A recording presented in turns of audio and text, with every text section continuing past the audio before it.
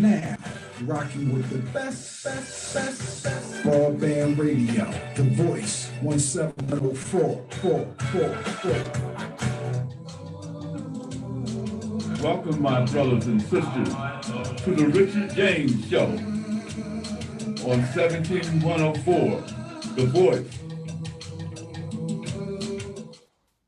Somebody said it's good to be here. It's good to be alive. I'm looking outside. It's a gorgeous day. And thank God he has blessed me to be able to see another day. Well, we have been dealing with a lot of issues here on the Richard James Show. We're going to deal with a sensitive issue today that a lot of folks may not just want to talk about. And I will be dealing with some issues that other people don't want to talk about. The concept of police brutality, the concept of police brutality and the abuse of power. Well, what do I know about police brutality and the abuse of power? Let me clarify some things in terms of my mind, in terms of what I agree with and what I don't agree with. I think it's plumb foolish to recommend the disbandment of the police force. I don't agree with that. I think it's foolish. With all the crime that we have to deal with in our neighborhood and the services that are rendered to our people, it is plumb foolish to talk about disbanding, defunding the police force. I think where we should be is to talk about modifying the behavior patterns of those police that are prone to misconduct. You understand what I'm saying? In other words, training. Give folks the tools to do the job. Don't take tools away that they need. But let's review what we have to do the job. Whenever we put a person in a uniform, whether it be in the police, whether in the armed services or what have you, we have got to give them the correct tools to do the job. Let me start out, and I have a few videos that I want to share with you, but let me start out in talking to you about my experience with police. And we're going to go first on the negative side, and then I'm going to go on the positive side. During the 60s, I helped to organize and participated in the mass demonstrations in Chester, Pennsylvania. We were trying to do away with Jim Crow. We were abused, misused, ignored by the powers that be. So we intended to deal with discrimination. One aspect of discrimination was that in education. We want to end segregation in public schools. But that wasn't the only place. I can remember going to Ford Motor Company, and I'll be very specific, as a young man fresh out of high school, and asking if they would consider me for employment. I had a high school degree, and while I was in high school, I went to technical school, and I learned how to weld. So I felt that I was prepared to go into a plant that didn't require no more than a high school education. And for some jobs, no technical training. And I was blankly, straightforward, told We don't hire black people here.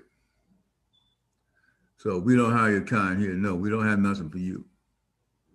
And that's a fact. That's not something I made up. That happened to me.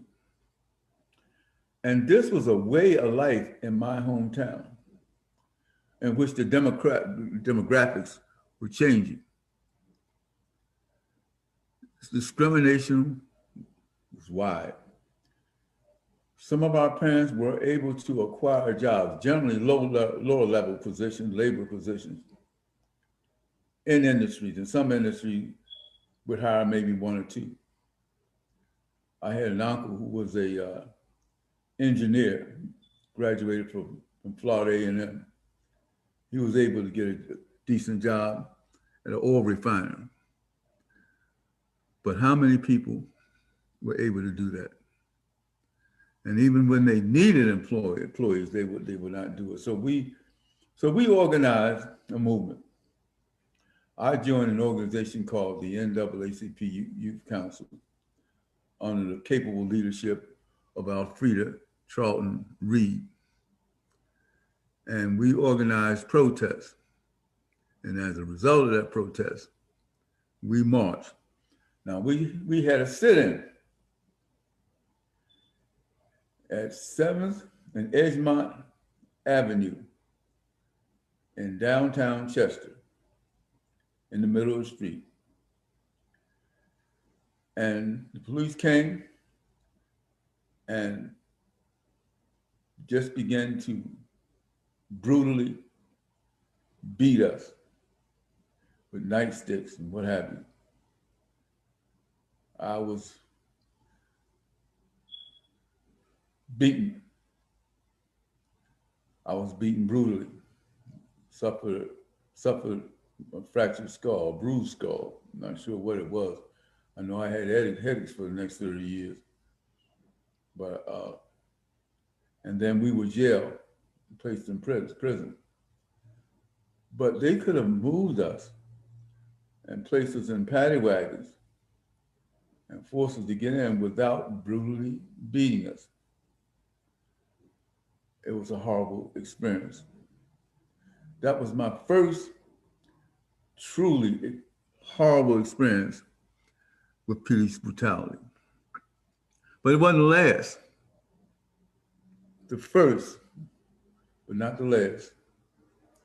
Let me give you another incident. I got a job in downtown Philadelphia. Had to find work somewhere. And I would catch the train to and fro from work. And one day I got off a little late. And so I was running. I was on my bicycle. I was running to catch my train so I can get home. And I looked up and there were some cops running after me. So I stopped. I said, what's wrong? Did I do something wrong? Come with us. Put me in, what did you do, boy? Where are you running from? I said, I'm just trying to catch my train. I live in Chester. I just want to go home. Put me in handcuffs, drugged me, and put me in a prison cell. They call that profiling. Young black man, 18 years old, running to catch a train, unarmed, not looking fierce, very conservative young man that had never really had any real trouble with the law and was put in jail. And so I had a phone call and I called Philadelphia NAACP. And after that, they released me and they let me go. These are occurrences that continue to happen to our people of color. Police brutality is a reality. It occurs. No one wants to be in the street demonstrating. No one wants to have to react in order to stay alive. But this is the story. I mean, this is the way the story goes. It just happens one right after another. Let me just tell you another story before we take a look at this video. Again, there were several of us. My oldest brother, Sam, a young man by the name of Mohammed Kenyatta, and myself were on our way to Philadelphia to meet with some representatives of the city's Human Relations Commission.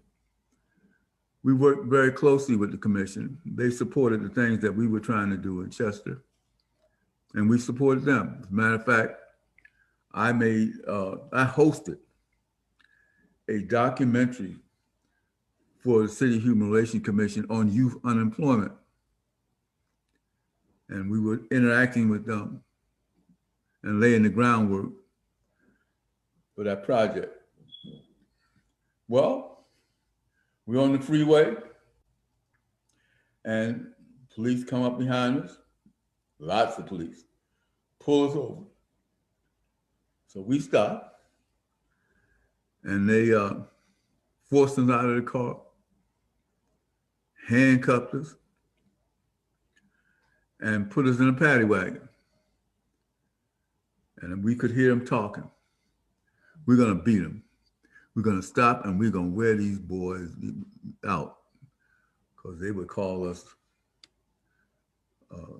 different ethnic names. So they drugged us into the paddy wagon and then took us to the hospital for identification. First of all, we went to jail first, and then they took us out of the cell and took us to the hospital. This elderly white lady was there. And when they brought us in, they asked them, these are boys? And she said, no. She said, none of these boys, these are not the boys. These are not the boys. Oh my goodness. And the way they brought us in, like they had Al Capone dragging us in, handcuffed behind our back, treating us that we were less than human beings. And saying, we could hear him talking as we were in the paddy wagon, saying, well, we're gonna stop somewhere and beat the hell out of these young men. My brother and I looked at each other. I'll be honest with you. Said, we may die today, but we're going down fighting.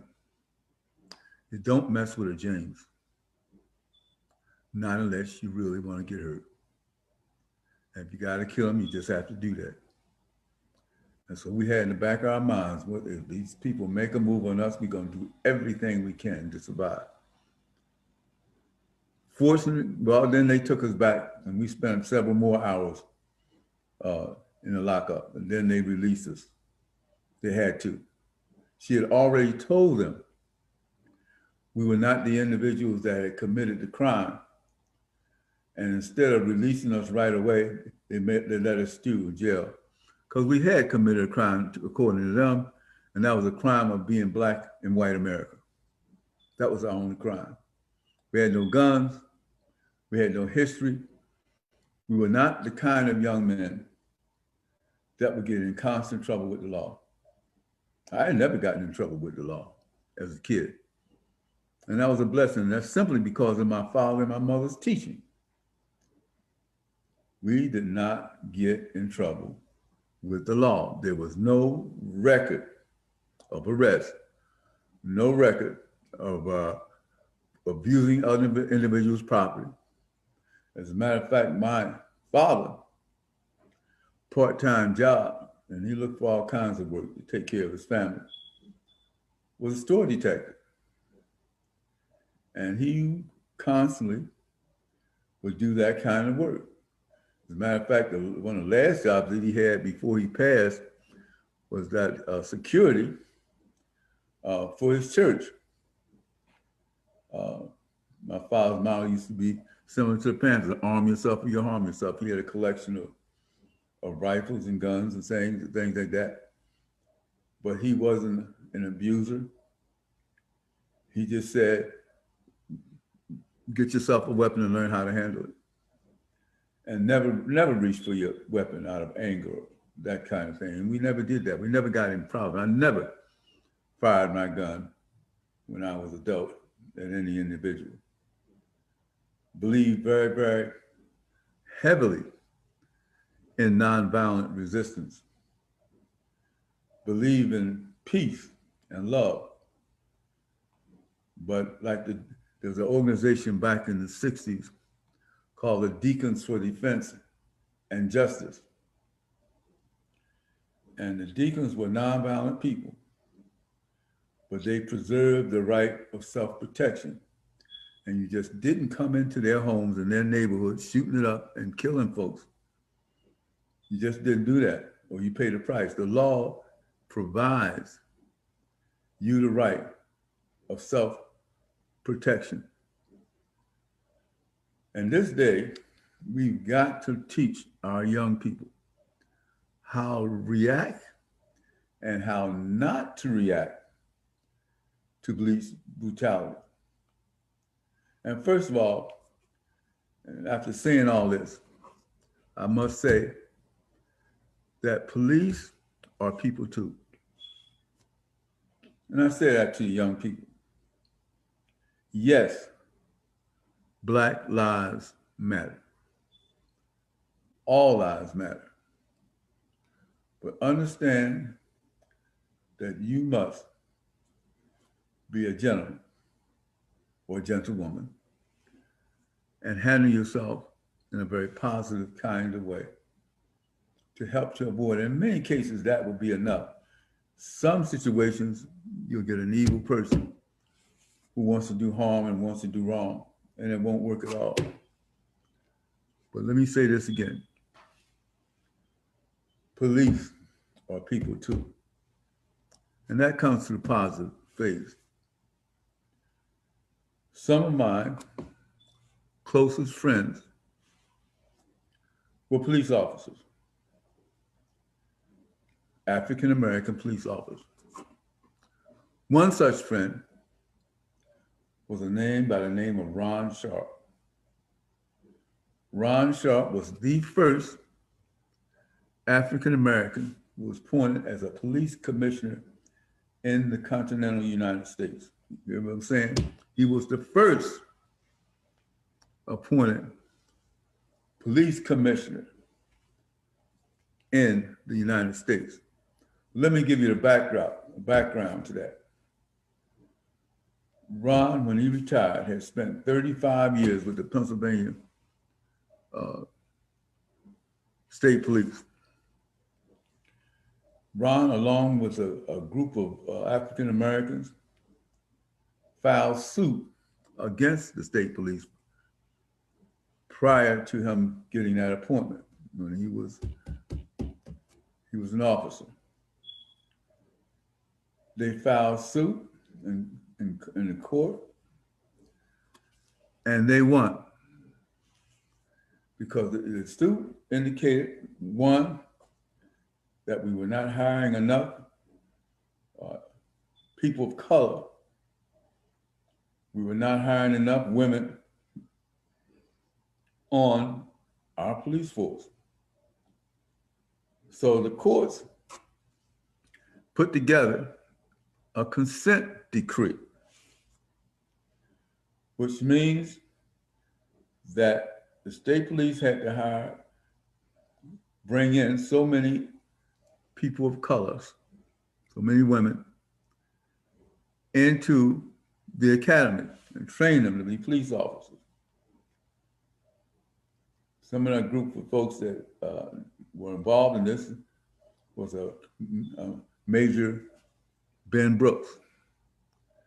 Major Ben Brooks was one of the most well-respected people you could find. Ben Brooks is my friend. Haven't been in touch with him in years, but I consider him a friend. He was an ally and worked very closely with Ron Sharp. Another friend was Virginia Taylor, who was the first African-American female to reach the rank of a major and became a leader in the Pennsylvania State Police. That's Virginia Taylor, number one, the first. Some of the other names, a man by the name of James Cruz, was another African-American state police officer. And there were many others. And they were part of an organization there, executive. And as a matter of fact, at one point, when Ron Sharp was appointed by Governor Robert B. Casey, who I think was the greatest governor that ever lived, and I say that without blinking an eye, I was in the governor's office. I worked for Robert B. Casey Sr. I was director of the state's Affirmative Action, Equal Opportunity, Contract Compliance, and Minority Women Business Bureau, which oversee equal opportunity programs for the entire Commonwealth. All of the affirmative action and equal opportunity officers, and each agency had appointed one or either full-time or part-time staff, and they reported to me. And so I worked very hard for our greatest governor to make sure our statistics were up. One of the people that Governor Casey hired after the death of the commissioner of the state police at that point, I can't remember his name, he hired Ron Sharp, brought him up, had to be confirmed, hired Ron Sharp, and wanted him to be head of the Pennsylvania State Police. Now, he had a group of senators who came and met with him because they had a problem with that. It seemed like Robert P. Casey was hiring a lot of individuals, diverse individuals, into his administration. And these white senators, Democrats and Republicans, had an issue with that. Some of the other positions that were held by African Americans was the largest department under Governor Casey was the Department of Public Welfare. And that was headed up by a gentleman by the name of John F. White Jr. Also, the Department of Correction was headed up by an African American by the name of David Owens. Another appointee head up the Department of Revenue was the great Barton Fields. So Governor Casey was met with these senators. And the senators say, why would you hire Ron Sharp? Ron Sharp was involved in suing state government. And there's a consent decree that we have to follow.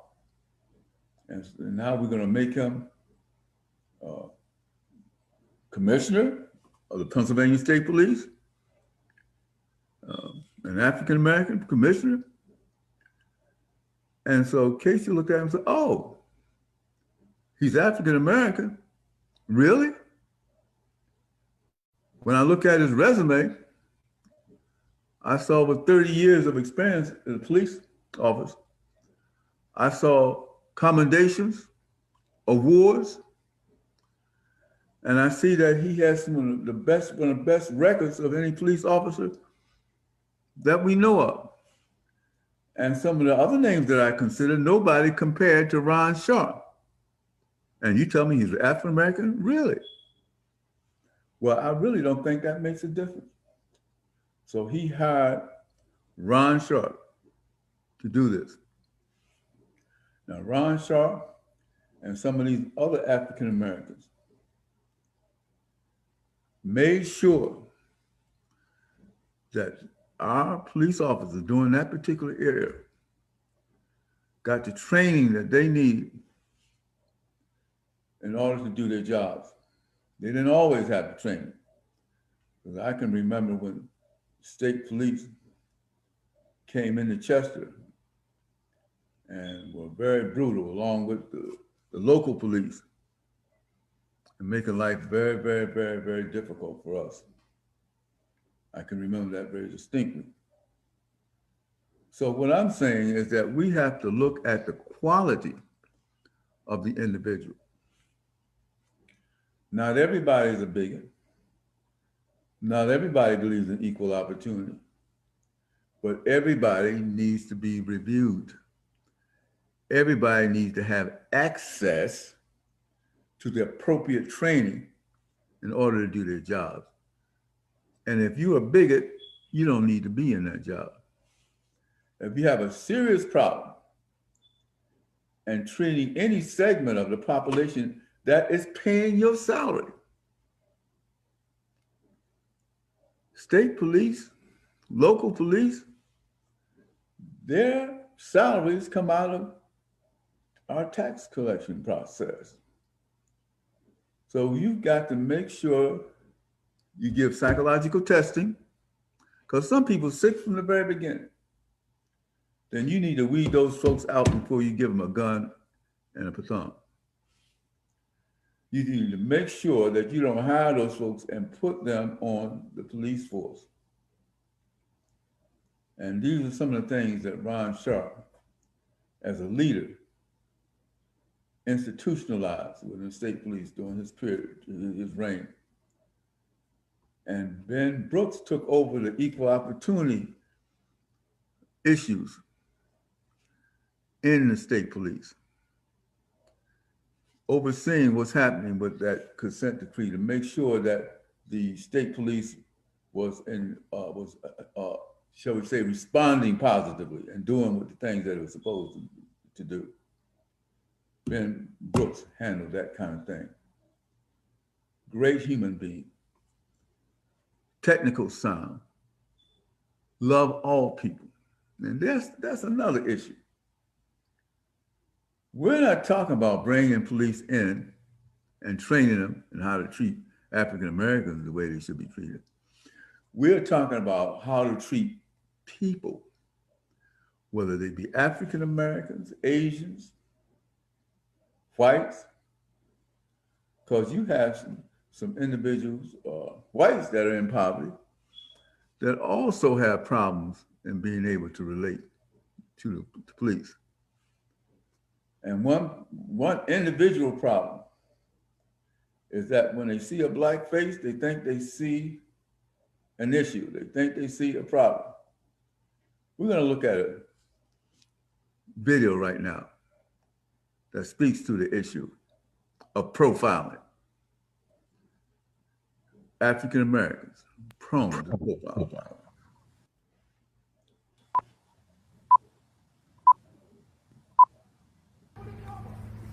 Yeah, you go there.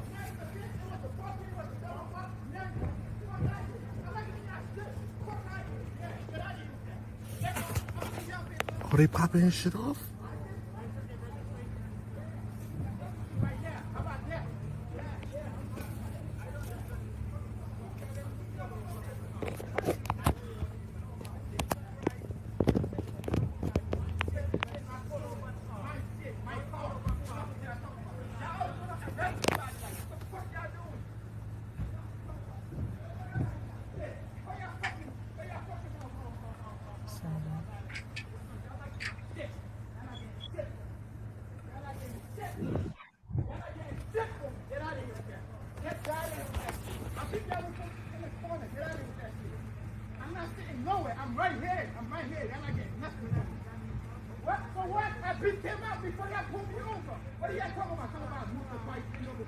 The same shit to you, huh? Mm-hmm. We still the thing is we still observe you drive. So what's the problem? Y'all observe me drive. Y'all trying to come and run me down. Why? Because I'm a black man? Yes, I am. I've been seeing y'all see me that I'm a black. I see when you walk the door. What are you talking about? Yes, there was right here. You came and put something right behind me. I saw all of you. Both of these cars, I saw your rock on your button. Get out of here. Yeah, they told him to move, he moved, and they told him, I seen the whole thing.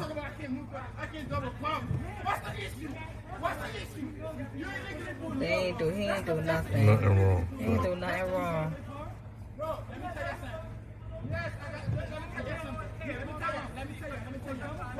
Told me y'all put me over for that. But you trying to blame it on my own. I can't double wrong. Then when I'm trying to talk, you like, oh, I can't walk because there's a fire hydrant. Why? Man, get out of here. Get out of my face.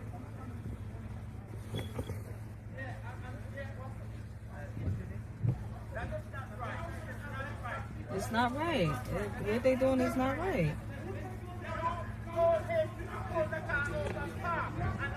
Yeah, man. He's on the hydrant. They don't give him the. Yeah, man. That's wrong. Yeah, man. That's fucked up.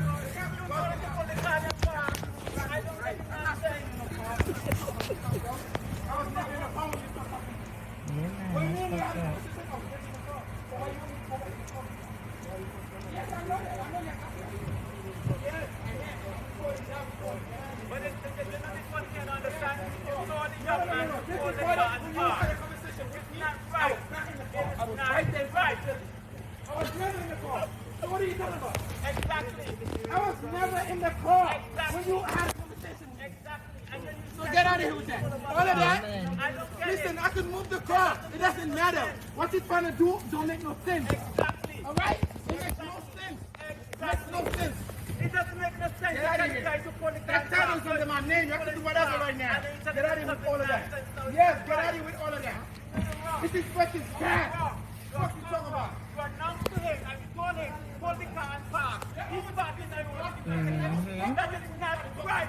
It was not right. It's not right. Fucking bad. It is not right. You told him to pull the car and park.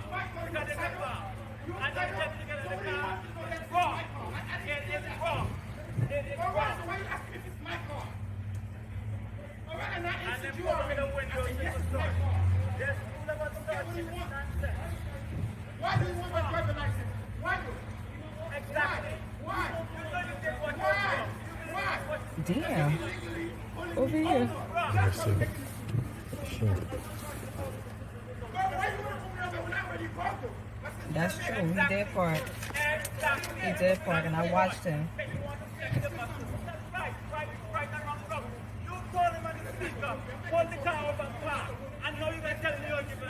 Yeah. It's not right. It's not right. Stupid. That's what is going on. What you do is wrong. It's wrong. Exactly. They probably trying to stay his windows. I am standing right here. They're about to make an issue out of this shit. No, I said they gonna make an issue. Yeah, that's the same thing they See? did too. Remember? Look. I'm recording. I'm recording. Right. That's racist, bro. Not racist, bro. Get out of here with that. Get out of here. Yeah, I know. Yeah. Y'all seen that, right? Yeah. You're not arresting me for that now. Get out of here. That's my car. I didn't steal it. All right. Take my phone. Leave my phone away. Y'all niggas bugging, bro. Y'all niggas bugging, bro. Exactly. Yeah. No reason. No reason. Yeah, cooperating. Let y'all put the handcuff, but yo, get out of here. Let's go. It's okay. Don't worry about it. It's good. It's good. It's good. It's good. It's good. I got everything on video, bro. It's good. It's all good. It's wrong. It is wrong. It's all good. We got it. It's all And I good. will surely be his witness. Give my cousin my phone. No, give my cousin my phone. Give him my phone. Give him my phone, bro. Yo, give my phone. Yo, give my phone, bro. Why you taking the phone? You already arrested him for. What is he arrested? It's already illegal arrest. You know what you did? I got everything on video. Everything. Somebody give me the phone. Who got the phone? Somebody give me the phone. These niggas are dirtbags. Illegal search. It's illegal. You're wrong. You're so wrong. It's wicked. Wicked. Stupid. That's what happened. I was standing right here. This is why I dip from them niggas. This is why I don't pull over for police. There's one reason right here why I don't pull over for them. He was, that's what I told you. You're in a Benz. They're all out the car. The green light, blow it. That's what I would have did. I'd have pulled off on them one time. I'd have blew it on y'all. I'd have drove off on y'all. Word to me. You're wrong. You're so wrong. And he know he wrong. Yeah, he know he wrong. You fucked up. Yo, what's your tax ID number? What's your tax ID number? My seal number 28181. Officer Abdallah. Standing by the church's door. You told him to park the car. Ridiculous. You feel that's racism. I have never seen it. It's racism. You're wrong. You wrong. Yeah, you cannot take his car. That is illegal search. It's an illegal search. That's uncalled for. Hold your car and park. I'm standing in front of the church door. You told him to park. Are you He's coming out. Yo. He's told him to park. Oh, it's not fire hydrant. It's not a ticket. You stupid. Humble yourself and acknowledge your wrong. Humble yourself and acknowledge your wrong. Yeah, because he told him to take the phone. He told her to take the phone. That's crazy. I got everything on camera. I don't know. Yeah, nah. I don't know his family. He just. You're wrong. You know you're wrong. Humble yourself. You're wrong. You're wrong.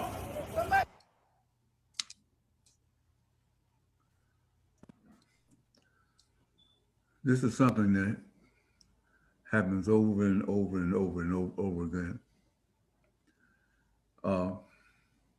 Black profiling, accident victim, assume that he's guilty. Now, what I would say to you young people watching this film, that I would not act out or overreact and give them further excuse for abuse. It's just not a good idea. Good idea. You can get yourself killed, and that happens from time to time, particularly when you have police officers that are naive in some sense. Some others are racist, and others just assume that you're guilty of something simply because you're Black. And there's one thing that I like when people say Black lives matter. All lives matter. But that's one incident, and it's just not a very, very, very, very good thing. I got another video that I got a couple more that I want you to take a look at, and we're going to see this video in terms of the type of work that the police have to do when it comes to mass demonstrations. Go right here. New York City are simmering but calm as protesters again demand justice over the death of George Floyd and call for an end to police brutality. We got live pictures for you from Chopper 4 as a large group you see here of protesters go up 5th Avenue in Midtown. There's also a separate group that's marching up 6th Avenue right now as well. And the protests, they're popping up for the 4th straight day in the city almost everywhere. These peaceful protesters march down Jamaica Avenue, this is in Queens, wearing all black, and they're chanting, "I can't breathe." There are also protests happening in Yonkers right now. Chopper 4 flying over protesters just a few minutes ago as they march down Yonkers Avenue near the Sawmill. Today's scenes so far much more calm than last night's mayhem. Look at this. Police cars burning, a police vehicle driving through a crowd of people in Brooklyn here after projectiles were thrown at it. Tonight, the city investigating the response to the protest and calling for calm on the streets. But the mayor says there is no plan for a curfew. Our team has every angle of this protest and unrest covered for you. And News 4's Miles Miller starts us off in Brooklyn. It's been the epicenter of the protest, Miles, and I know they're gathering there again. What are you seeing? That's right. For the 4th straight night, protesters are here at the Barclays Center. And this group that normally comes here is the peaceful group. But what police are bracing for is the 7 p.m. influx of protesters from around the city who are expected to move through the streets of Brooklyn. They don't want to see what they saw last night. Tonight, outrage after Mayor Bill de Blasio defended this viral video. Police SUVs surrounded by protesters driving straight into them on Flatbush Avenue yesterday. It's inappropriate for protesters to surround a police vehicle and threaten police officers. That's wrong on its face, and that hasn't happened in the history of protest in this city. This morning, he changed his tune. I did not want to ever see something like that. I don't want to ever see it again. And clearly, we need to do a full investigation and look at the actions of those officers and see what was done and why it was done and what could be done differently. The mayor under fire for defending cops as videos like this surface.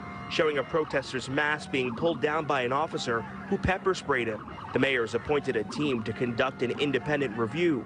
Police Commissioner Dermot Shea defending his officers. There are protests and there are mobs, and I saw akin closer to a mob. The mayor's comments come after a night of unrest across the city. Protesters torching and vandalizing some 47 NYPD vehicles, breaking into and looting stores in Lower Manhattan, and taking over a Flatbush street for 5 hours. Tonight, a peaceful protest at the Barclays Center, with protesters calling for justice and reforms to policing.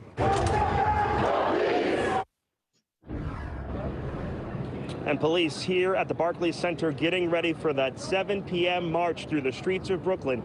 Police, again, bracing, making sure that protesters are able to move through these streets and protest peacefully. They say they don't want to see what they saw last night. We are live at the Barclays Center. I'm Miles Miller, News 4 New York. Okay, we'll soon find out how that goes there. Miles, thank you. Let's go to News 4's Checky Beckford now. She's in Times Square, where we've heard protests are about to happen. What are you seeing, Checky?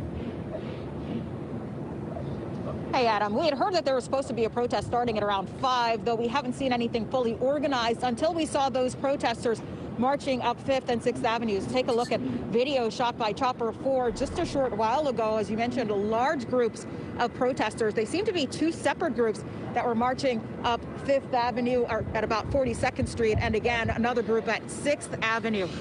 Right now, though, a much different scene than what we saw last night of crowds of protesters that clashed with police, throwing glass bottles at officers, burning trash cans last night in what was night 3 of mass protests here in the city. In Jamaica, Queens, though, earlier today, a much more peaceful protest drew a large crowd there. Officers even seen taking pictures with some of those protesters. Some protesters there saying they wanted this one to remain focused on the cause, justice for George Floyd and other Black Americans killed by police. Time we come out here to do this, it's the same verdict over and over, and then y'all get mad when people break stuff. We come together for peace. We're bringing change, and nobody should ever take that away from us. A lot of people were fearful for us to be here today, but we're still living and breathing, and we will walk away from this better than together. Together. And again, we're waiting to see if those two large groups of protesters will end up here in Times Square for another night, night 4 of protests here. Meanwhile, we're told that, just wrap your mind around this staggering number, more than 600 people have been arrested in New York City so far during these protests. Meanwhile, the NYPD says dozens of its officers have been injured during these protests as well. We're live in Times Square this evening. Checky Beckford, News 4 New York. And that's only 3 nights. Checky, thank you. Union Square sure looks a lot different right now. Okay, we got other videos to take a look at, but that gives you an idea of the quality of demonstrations that were held by Black Lives Matter. And generally the people that were causing unrest and issues for the police to deal with were not really a part of the demonstration. So there's a whole lot of difference between the individual that murdered George Floyd, where we watched on international TV him choke George Floyd to death, and he died in front of us. And then you have these grand juries that come together and can find no wrong that the police officer has done. A man has lost his life, and there were protests, Black Lives Matter all over the world. London, Australia, Sydney, Australia, different places where there was demonstrations, and basically, and there was as many or more whites involved in the demonstrations than black. So young people are standing up, and they're standing up to be counted, which is very, very important. But I'm saying to those who are responsible, whether you're commissioners, legislators, that if you write the law, and if you administrate the law, let's make sure that our police officers are trained. One thing that I think is a great idea is community policing. Placing precinct police officers within the community. having the community patrol the streets and interact with the community. Why not have community organizers to walk the streets with the police? After some training, after some interaction, have them walk the street together.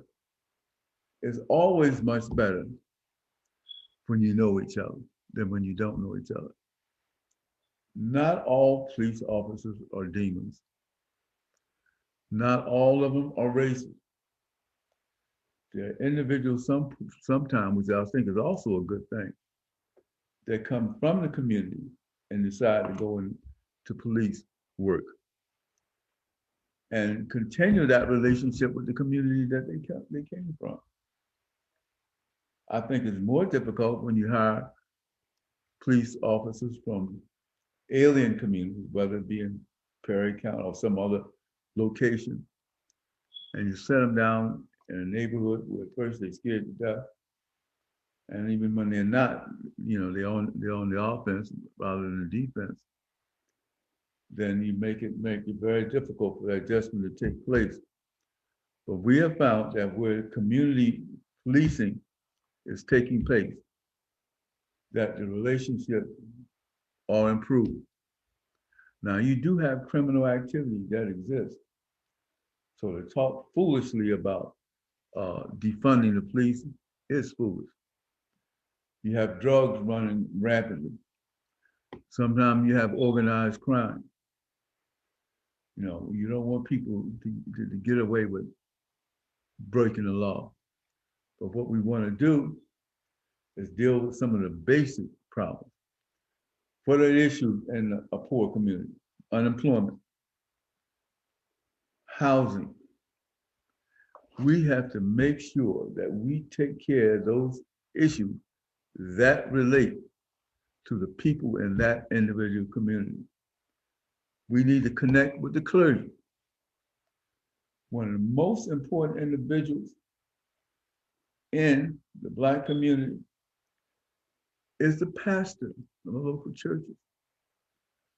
I suggest that the executives, the politicians, collaborate with the ministry. Walk the streets with the ministers. Be with them. Work with them. Listen to them. Set up interaction meetings where we sit down and talk within the church about our issues that come about. Let's make sure that as far as that I can see and the church can handle, that people who have problems get help with those problems. Okay, we're going to show a portion of my last video, police brutality and abuse of power. Let's take a look. Oh my God. Oh my God. You can search the bag, please. I'd like to have my insulin. She needs her insulin. Can I please? You can search it all you want. You're not going to find anything. But can I just have it sitting in front of me, please? She needs her insulin. I need to make sure it's in my sight. I can't go without it, please. My blood sugar's dropping. I need my insulin so if it goes back up, I can take care of it. She doesn't have her insulin. She will die. I understand what diabetics do. I don't think you fucking do. I need my bag. Get her insulin. We're just trying to go home. You should have gone there 3 days. 8 o'clock curfew. Now, in violation of city law. Have a seat. I live down the street. Have a seat. To pick people up. Have a seat. Why are you laughing? Wow, it's Uncle Tom the fucking... What are you laughing at? This isn't funny. That's really not funny. It's terrifying. Just being sick. We were trying to leave. I saw people that were waiting to go home and I picked...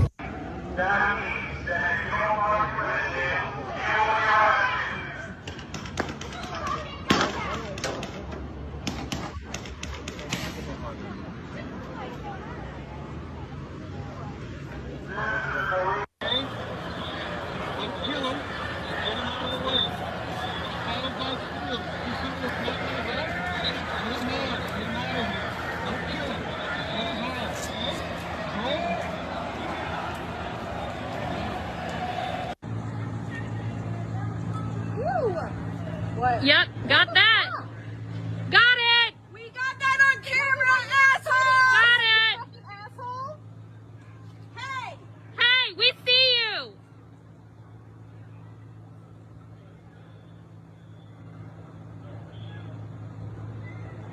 Oh my God. Don't worry, I got that one.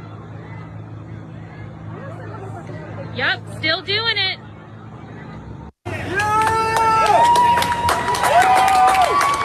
They're kneeling. They're kneeling. They're kneeling.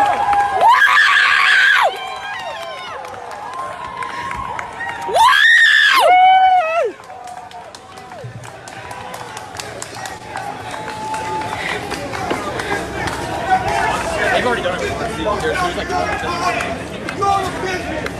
You're not a fucking police officer. Respect right here. Get down on your knee. Get down on your knee. Yes! People blocking traffic on Albany and Dean Street. They're refusing to let the orange go eastbound on Dean Street and Albany. So we're stuck here. Run them over. Shoot those motherfuckers. Don't put that over yet. The police. That's what y'all get. That's what y'all. Ooh. Don't get that. Get that. Get that. Don't hit him with that fucking stick, yo. Oh my goodness. Get your fucking. Oh my God. Get your. Ow!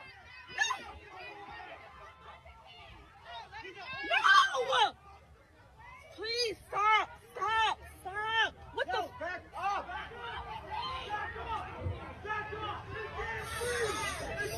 No! I can't breathe.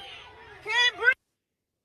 Of Seattle right now. I don't know if you can hear me, but we have police now advancing on protesters. Oh my gosh, we're moving. I'm trying. I can't breathe. Shut up, asshole. I can't. You fucking stupid. Shut up. I can't. That shit don't work here. if you ain't got the balls to protect the streets and protect and serve like you was paid to do, turn in your damn badge. But prematurely shooting people,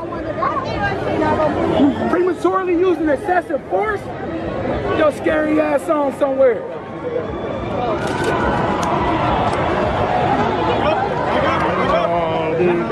What?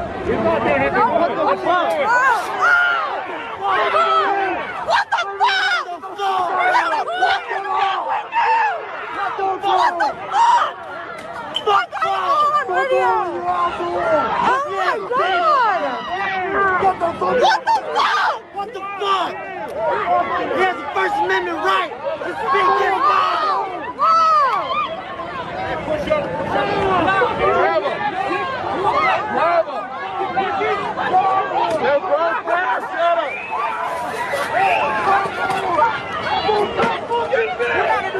Fuck you. Fuck Trump. Fuck you. Oh shit.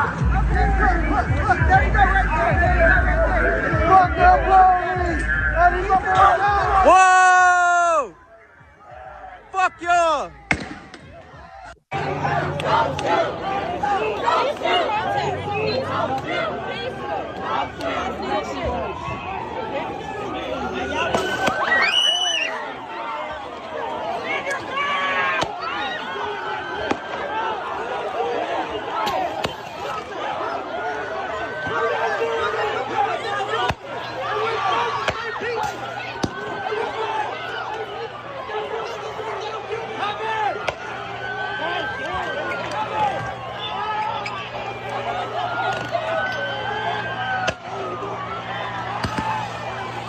Our airship was over it pretty fast, and we had a team of officers get there pretty quick. Most of them, if not all of them, they left right as our officers showed up. Hands up! Don't shoot! Hands up! Don't shoot! Hands up! Don't shoot! Close your eyes! Don't shoot! Close your eyes! Don't fucking touch her!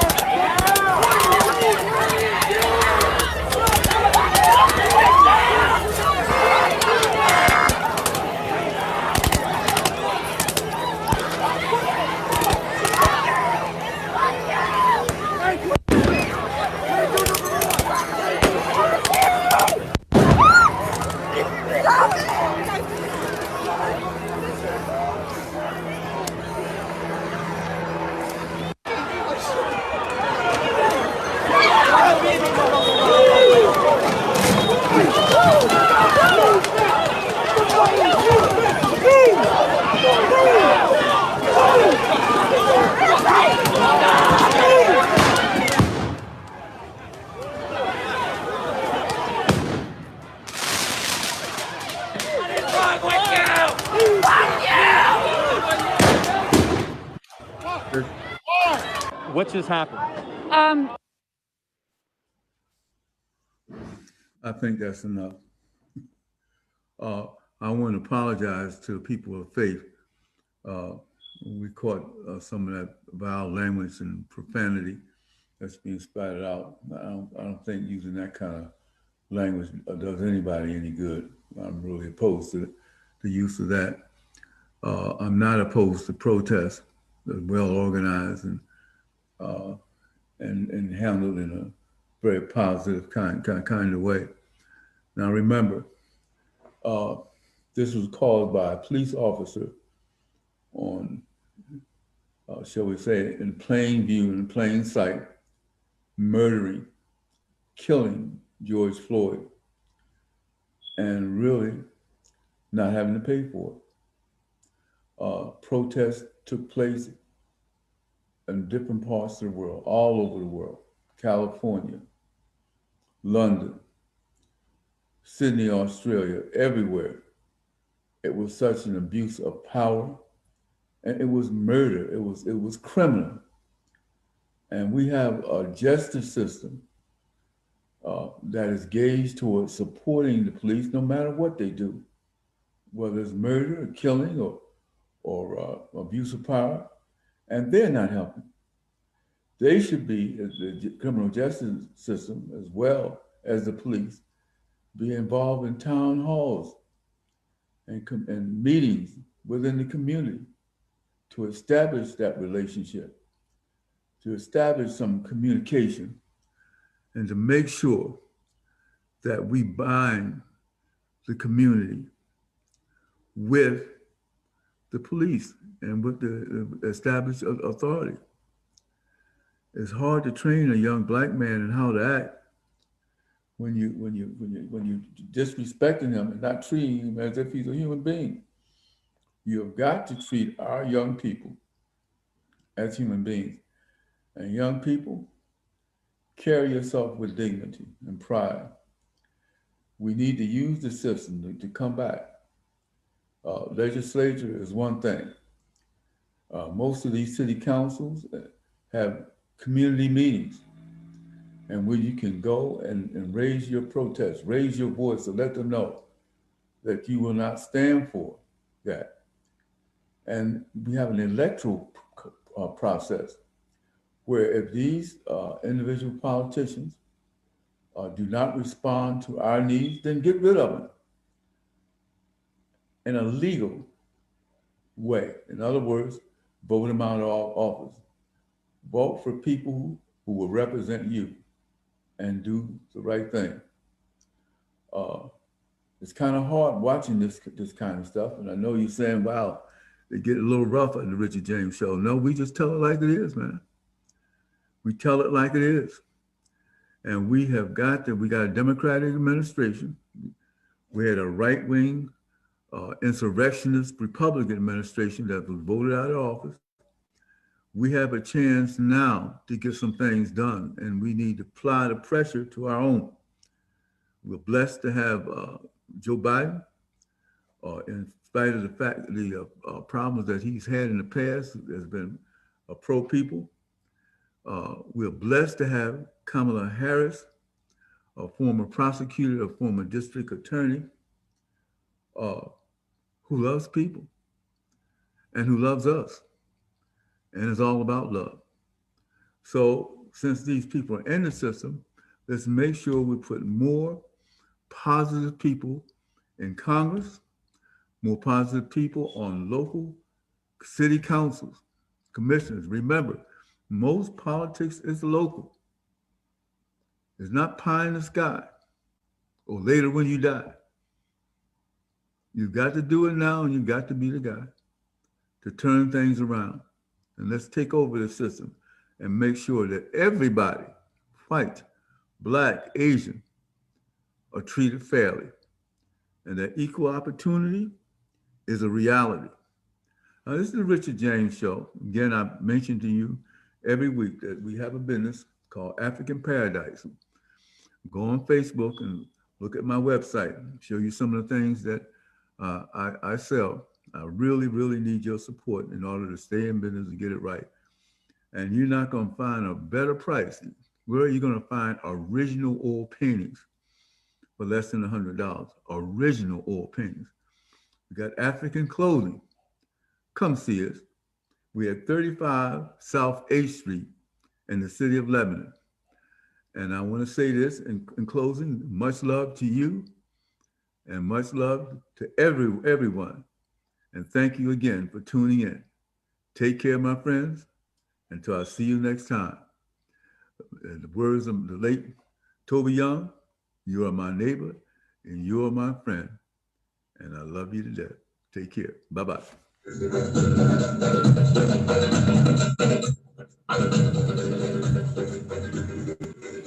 Thank you again for tuning in to the Richard James Show. Our African and our African American programs are set up to educate you on what's going on in this world. We thank you for taking out the time to listen. Let us hear from you sometime also. So this is your neighbor and your friend signing off. Until I see you again next week and hear from you again next week. So long. God bless. This is Carmen Henry Harris. You're listening to the Voice17104.com, faith-based, community-driven streaming media. Keep the faith and keep listening.